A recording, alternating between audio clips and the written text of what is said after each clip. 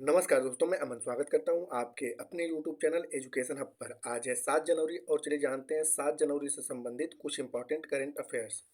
तो यहाँ पर बढ़ते हैं पहले प्रश्न की तरफ। तो पहला प्रश्न है कि यूपी ट्रिपल एससी के अध्यक्ष कौन बने हैं? डॉक्टर सत्यनारायण सावत या प्रीति सूदन या संजय मूर्ति या संजीव खन्ना। तो अभी हाल ही में यूपी ट्रिपल एससी के जो अध्यक्ष हैं वह डॉक्टर सत्यनारायण सावत बने हैं। तो सही आंसर होता है ए। साथ ही साथ यहाँ पे अन्य ऑप्शंस के बारे में जाने तो वर्तमान समय में यूपीएससी के जो अध्यक्ष हैं वह प्रीति सूदन है। वर्तमान समय में भारत के नियंत्रक और महालेखा परीक्षक यानी कि कैग जो हैं वह संजय मूर्ति हैं। और भारत के 91वें CJI chief justice of India जो हैं 91वें क्रम के वह संजीव खन्ना है। साथ ही साथ अभी हाल ही में हुए कुछ प्रमुख नियुक्तियों के बारे में जानते हैं। तो यहाँ पर हाल ही में बिहार के राज्यपाल जो हैं वह मोहम्मद आरिफ बने हैं। उड़ीसा के जो राज्यपाल हैं हरि बाबू कंबपति बने हैं। केरल के राज्यपाल राजेंद्र विश्वनाथ आर्लेकर बने हैं। मणिपुर के राज्यपाल जो हैं अजय कुमार भल्ला बने हैं। मिजोरम के राज्यपाल जनरल बीके सिंह बने हैं। भारत के 91वें मुख्य न्यायाधीश संजीव खन्ना बने हैं। आरबीआई के 26वें गवर्नर जो हैं वह संजय मल्होत्रा बने हैं। वर्तमान समय में यूपीएससी के अध्यक्ष जो हैं वह प्रीति सूदन है। सीआईएसएफ के महानिदेशक जो हैं वह राजविंदर सिंह भट्टी हैं। भारतीय रेलवे बोर्ड के अध्यक्ष और सीईओ वर्तमान समय में सतीश कुमार हैं। और इंडियन कोस्ट गार्ड के 26वें महानिदेशक जो हैं वह परमेश्वर शिवमणि हैं। राष्ट्रीय महिला आयोग के अध्यक्ष जो हैं वह विजय किशोर राहटकर हैं। भारत के वर्तमान समय में कैग जो हैं नियंत्रक और महालेखा परीक्षक संजय मूर्ति हैं। अंतर्राष्ट्रीय सौर गठबंधन के तीसरे महानिदेशक जो हैं आशीष खन्ना बने हैं। भारतीय ओलंपिक संघ की पहली महिला अध्यक्ष जो बनी है वह पीटी उषा बनी है।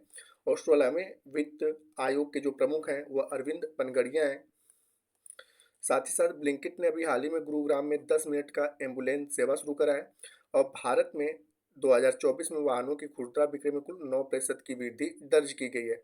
वन पारिस्थितिकी तंत्र को हरित सकल घरेलू उत्पाद से जोड़ने वाला भारत का पहला राज्य बना है छत्तीसगढ़। और जैसा कि प्रश्न में था कि यूपी ट्रिपल एससी के अध्यक्ष कौन बने हैं, तो डॉक्टर सत्यनारायण सावत हैं।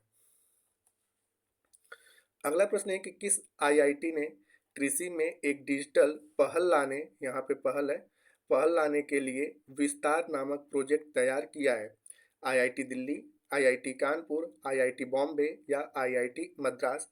तो अभी हाल ही में आईआईटी मद्रास ने कृषि में एक डिजिटल पहल लाने के लिए विस्तार नामक प्रोजेक्ट को शुरू किया है। तो सही आंसर होता है डी।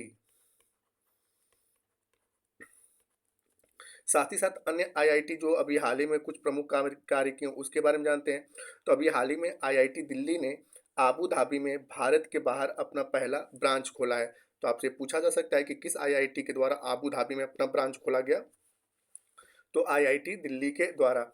आईआईटी कानपुर की अगर बात करें तो इसके द्वारा देश का पहला कृत्रिम हृदय विकसित किया गया है। तो देश का पहला कृत्रिम हृदय आईआईटी कानपुर के द्वारा विकसित किया गया है। और आईआईटी बॉम्बे की अगर बात करें तो अभी हाल ही में मृदा प्रदूषण से निपटने के लिए एक बैक्टीरिया को आईआईटी बॉम्बे के द्वारा विकसित किया गया है। साथ ही साथ अभी हाल ही में आईआईटी के द्वारा क्या क्या किया गया है, तो क्यूएस वर्ल्ड यूनिवर्सिटी रैंकिंग में आईआईटी दिल्ली जो है वह पहले स्थान पर अपना जगह बनाया। आईआईटी गुवाहाटी ने बच्चों के लिए जगह बचाने वाला बहुउद्देशीय फर्नीचर विकसित किया है। और आईआईटी कानपुर ने अनलक्ष्य स्टेल्थ प्रौद्योगिकी को विकसित किया है। आईआईटी इंदौर ने 6G के लिए इंटेलिजेंस रिसीवर को विकसित किया है। अगला प्रश्न है कि किस राज्य के गोलकुंडा किले में नो योर आर्मी मेले का शुभारंभ किया गया? भोपाल, उत्तराखंड, महाराष्ट्र या तेलंगाना। तो जैसा कि आपने पता है कि 2014 से पहले आंध्र प्रदेश और तेलंगाना एक ही हुआ करता था। तो पहले नाम आता था गोलकुंडा का किला किस राज्य में है? आंध्र प्रदेश में है।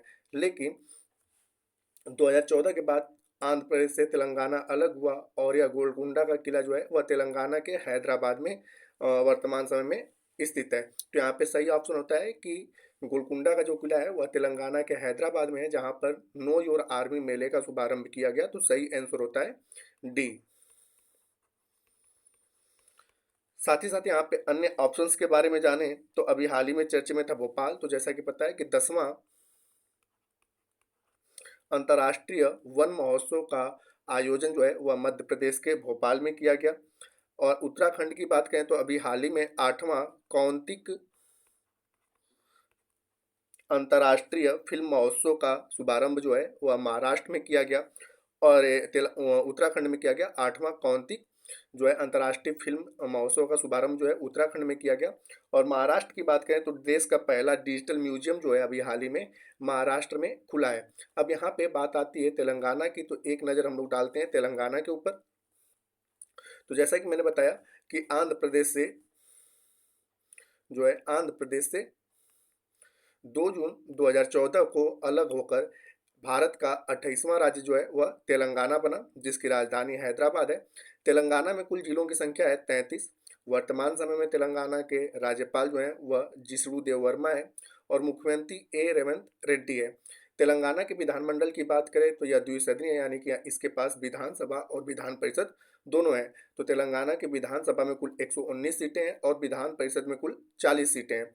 संसदीय क्षेत्र की बात करें तो तेलंगाना से राज्यसभा में कुल 7 सीटें हैं और लोकसभा में कुल 17 सीटें हैं। तेलंगाना के कुछ करंट अफेयर्स पे एक नज़र डालते हैं। तो अभी हाल ही में तेलंगाना के मुख्यमंत्री यानी कि ए रेवंत रेड्डी ने रायथू भरोसा योजना को शुरू किया है।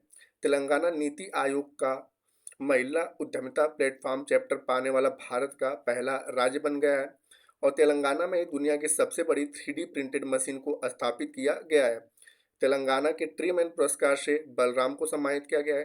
तेलंगाना सरकार ने इंदिरम्मा आवास योजना का पहला चरण अभी हाल ही में शुरू किया है। तो ये पूछा जा सकता है कि इंदिरम्मा आवास योजना किस राज्य के द्वारा शुरू किया गया? तेलंगाना। और साल 2024 में तेलंगाना में रिकॉर्ड 22% अपराधों की वृद्धि दर्ज की गई।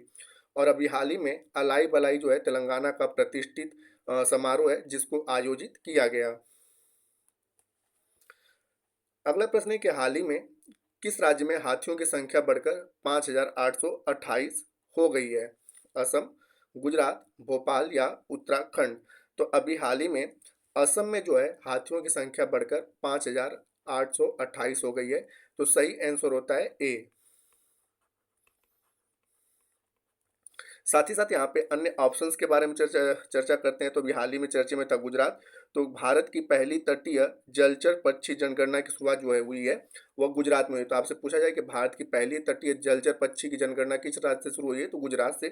भोपाल की बात करें तो अभी हाल ही में 31वीं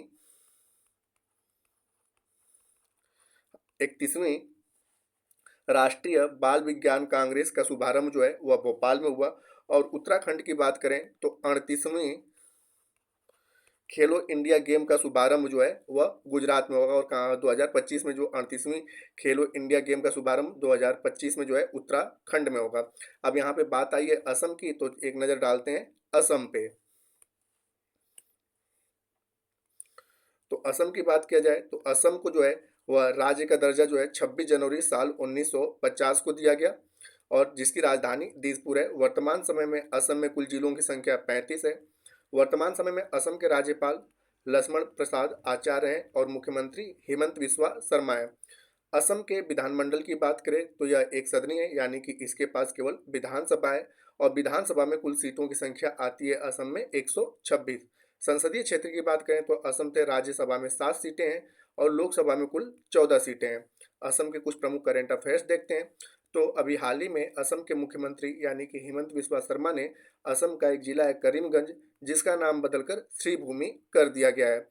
और असम के मुख्यमंत्री ने हो भाषा को 8वीं अनुसूची में शामिल करने की मांग की है। जैसा कि आपने पता है कि 8वीं अनुसूची में भाषाओं की वर्णन किया गया है जिसमें कुल 22 भाषाएं हैं, तो उसमें हो भाषा को भी शामिल करने की मांग की है। तो आपसे पूछा जा सकता है कि हो भाषा किस राज्य की प्रमुख भाषा है? और अभी हाल ही में असम में पहली बार गंगा नदी डॉल्फिन टैंगिंग का आयोजन किया गया है। और असम के मोइद्दम को अभी हाल ही में यूनेस्को के वर्ल्ड हेरिटेज साइट में शामिल किया गया है। तो आपसे पूछा जा सकता है कि मोइद्दम जो है वह कहाँ पर है? तो असम में, जिसको कि यूनेस्को के वर्ल्ड हेरिटेज साइट में शामिल किया गया है। और असम सरकार ने मुस्लिम विवाह और तलाक अधिनियम 1935 को अभी हाल ही में निरस्त कर दिया है, जिसके कारण यह चर्चे का विषय बना हुआ था।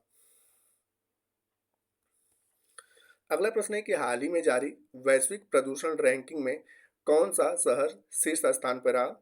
हनोई, नई दिल्ली, नॉर्वे या आइसलैंड? तो यहाँ पर अभी हाल ही में वैश्विक प्रदूषण रैंकिंग जारी करी गई और इसमें हनोई जो है वह पहले स्थान यानी कि शीर्ष स्थान पर रहा। और हनोई किसकी राजधानी है? तो वियतनाम की। तो वियतनाम की राजधानी हनोई जो है वह शीर्ष स्थान पर रहा। तो सही आंसर होता है ए।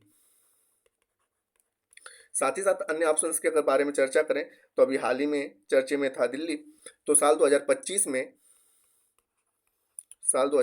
में खो खो वर्ल्ड कप का आयोजन जो होगा वह दिल्ली में होगा। खो खो वर्ल्ड कप का आयोजन दिल्ली में होगा। नॉर्वे की बात करें तो 2024 में जो प्रेस स्वतंत्रता सूचकांक जारी किया गया था उसमें पहले स्थान पर नॉर्वे था। और आइसलैंड की अगर बात करें तो शांति सूचकांक और लैंगिक समानता सूचकांक में, ठीक है, यह पहले स्थान पे है। एक नज़र डालते हैं अभी हाल ही में जारी किए गए प्रमुख सूचकांकों के बारे में और जिसमें भारत का स्थान देखते हैं। तो लैंगिक समानता सूचकांक में भारत 129वें स्थान पर रहा। शांति सूचकांक में भारत 116वें स्थान पर रहा। खुशहाली सूचकांक में भारत 126वें स्थान पर रहा। साइबर क्राइम सूचकांक में जो है भारत 10वें स्थान पर रहा। पर्यावरण प्रदर्शन सूचकांक में भारत 176वें स्थान पर रहा। भ्रष्टाचार सूचकांक में भारत 93वें स्थान पर रहा। बौद्धिक संपदा सूचकांक में भारत 42वें स्थान पर रहा। ग्लोबल फायर पावर इंडेक्स में यानी कि सूचकांक में भारत 4थे स्थान पर रहा। ऊर्जा संरक्षण सूचकांक में जो है भारत 63वें नंबर पर रहा। और नेटवर्क रेडनेस सूचकांक में भारत का स्थान 49वां रहा। तो यह अभी हाल ही में जारी प्रमुख सूचकांक हैं जिसमें भारत के स्थान हैं। तो दोस्तों ये थे आज के करंट अफेयर्स। अब समय पिछले सेशन में पूछे गए प्रश्न का उत्तर देने का। तो पिछले सेशन में आपसे पूछा गया था कि महिलाओं की सुरक्षा हेतु ऑपरेशन मुस्कान किस राज्य में चलाया गया? तो जिसका सही उत्तर था दिल्ली। तो जिन्होंने भी सही उत्तर दिया उनके लिए बधाई। अब समय है आज के प्रश्न का। तो आज का प्रश्न है कि वो भाषा किस राज्य की भाषा है जिसे 8वीं अनुसूची में शामिल किए जाने की मांग की गई है? छत्तीसगढ़ की, असम की, तेलंगाना की या उड़ीसा की? तो आप इसका आंसर हमें कमेंट बॉक्स में दे सकते हैं। आपके कमेंट का हमें इंतजार रहेगा। तो दोस्तों वीडियो पसंद आए तो वीडियो को लाइक करें, कमेंट करें तथा अपने दोस्तों के साथ शेयर करें और चैनल पर नए तो चैनल को सब्सक्राइब अवश्य करें। तथा इस पीडीएफ के लिए आप हमारे टेलीग्राम से जुड़ सकते हैं जिसका लिंक वीडियो के डिस्क्रिप्शन में दिया हुआ है। तो वीडियो के अंत तक बने रहने के लिए धन्यवाद। मिलते हैं जल्दी नेक्स्ट वीडियो में।